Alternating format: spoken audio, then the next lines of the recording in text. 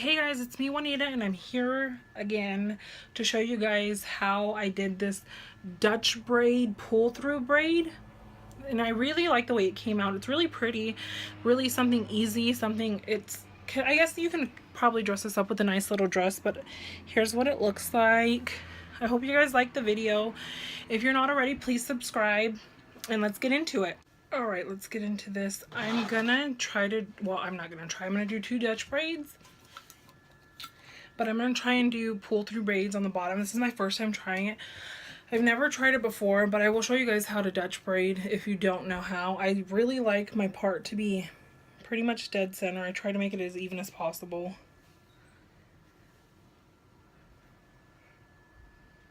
Oh. Now that I got my hair parted, I'm just going to take a normal scrunchie and I'm going to tilt this down some so you guys can see more of my hair. I am going to tie off my hair. I normally like to wrap it to try to see if I can grab all the loose ones into the pony.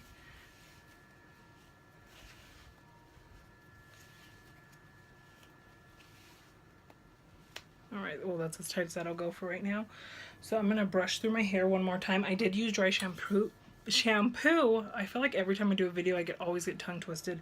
But it's the Batiste dry shampoo and it's for brunettes. I love this just because it's for brunettes, and the fact that when I use regular dry shampoo you can usually see that white cast on it, and this is going to be for like 3rd or 4th day hair. I don't wash my hair every day. It's not good for it, and I don't like to wash it every day.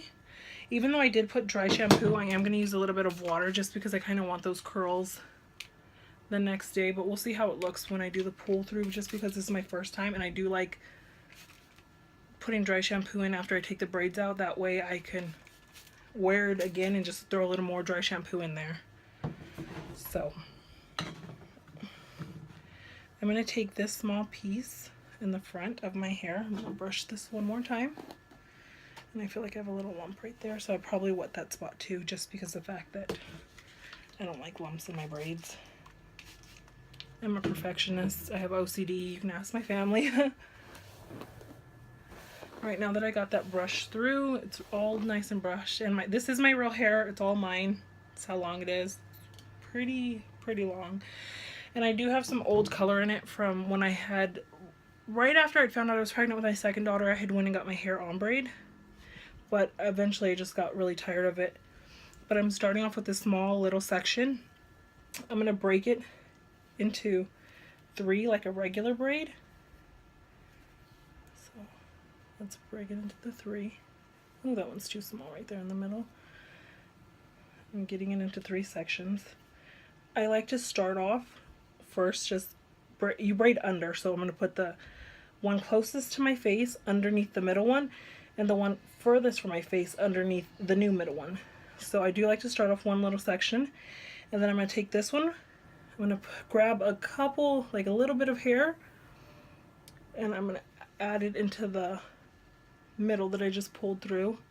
I'm going to take this back half, I'm going to grab some more hair, I just grab a little bit, and I pull it underneath the middle section and I pull it through.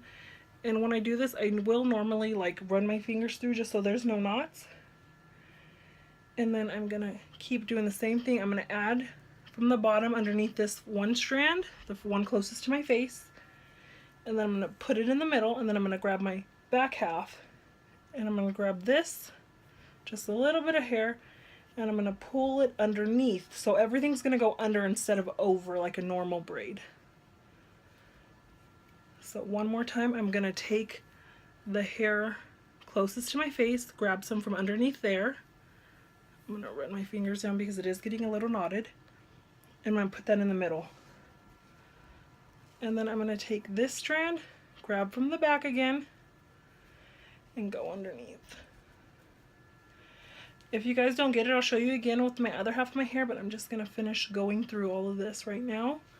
When I get to the bottom, I'm just going to take what's left, and I'm trying to get it as tight as I can, and I'm going to put it in the middle. And this is my first time trying this, so I'm going to grab all of this. Oh, I forgot a part, but I'll just throw that into the next section. I'm going to grab all of that, together and try to keep it as tight as I can. I'm going to grab a little rubber band and I'm going to tie this off now. Hopefully I can keep it as tight as I'd like because I love my braids tight. I don't really like them loose. So I don't want to break this rubber band, so 2 times I think will be enough. And now I'm going to start with my pull through braid. I did get these rubber bands at Sally's. There's a bunch in here. I need them because I have a 2-year-old too and I do her hair. But I'm just going to open these. There were only like $2.49 I think they were. But now moving on to the pull through braid, I'm going to split this hair in half. And I'm going to grab a rubber band. And I'm probably going to start it right about like, let me see, just like 2 inches down. Normally I don't like to do it this close because my hair always gets really caught, but I'm going to try to keep it away from it. You just got to be careful that it doesn't get caught when you're trying to do your first pull through and everything else. So 3 times it is, because I don't want it too tight because I do want to work with these a little. And then I'm going to take this back half that I did not put in a rubber band and I'm going to pull it through. And then I'm going to work that out a little. And then I'm going to do the same thing with this front half that I just pulled through. And I'm going to take it down again, just a couple inches. And I'm starting to grab that one. I'm going to tie it about 3 times again, just because I don't want these rubber bands to break and I do want them to be a little more, like, have a little more give. That way I can pull my hair however I want it. We're going to pull the back half through. And then I'm going to work with this one again. Oh, there's some hair caught somewhere in here. I'm going to pull this, I'm going to tighten it a little, and then I'm going to pull it up. I really love these pull through braids. They're so pretty, and it's not even really a braid, but they're so simple and so pretty, and I love it. I love doing them when I have no time. When I was pregnant with my second daughter and I wasn't always feeling that well, that was usually my go-to look. But tying it off again. And this one I can do a little more just because it's getting thinner as we go down.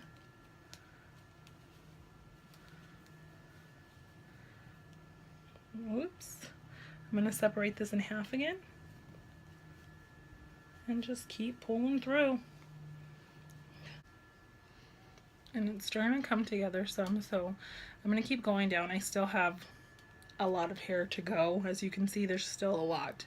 So I'm going to keep it going until I pretty much get to almost the end. As you can see, I'm just pulling it out just to give it like a little more volume because I do like these ones a little bit bigger. So I'm just going to keep working with all these little ones that I want to be just a little bit bigger. And this is what the braid looks like. As you can see, it's all the way pulled through, and then on the top we have the Dutch braid. And I am going to show you guys how to do the Dutch braid one more time on this half of my hair, so let's get started with that. So I'm going to take more of this spray water. I'm also really good at keeping all the little flyaways in and the little bumps out.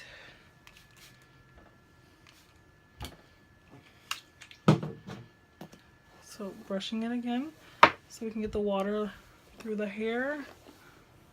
And be careful not to brush too far to this hat side because you don't want to get your braid.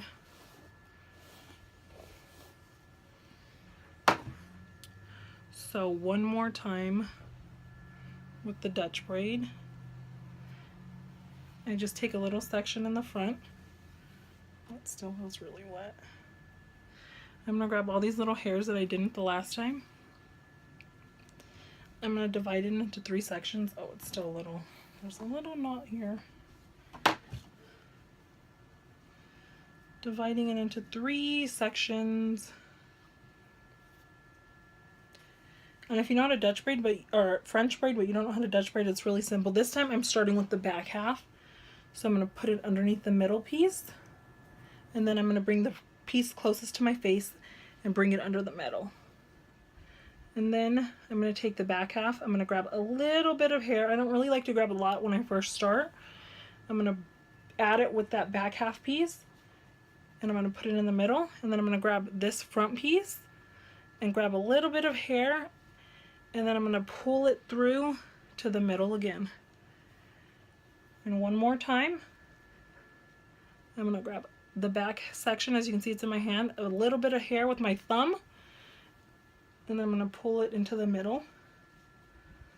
And then the front piece, grab a little bit with my thumb, and then I'm going to pull it through to the middle. And I hope this was easy for you guys. I honestly thought it was going to be impossible for me to Dutch braid on myself. And then I watched a video on how to Dutch braid, and I had it in like one try. And I was so happy because it's so easy. And when you have two girls too and you're trying to get out of the house in a rush, it's usually quicker than trying to sit here and straighten and wait for my hair to dry or curl my hair. And this is the finished look. They look pretty even on like lengthwise. This is how the braids turned out. I really like it. I've never done this before. This was my first time trying this, and I love the way it came out. I actually had to take out an earring because it got caught in some of this hair, but it's all right. We do it for the videos. So if you guys like this, please thumbs it up, and please subscribe if you're not already. Thank you guys.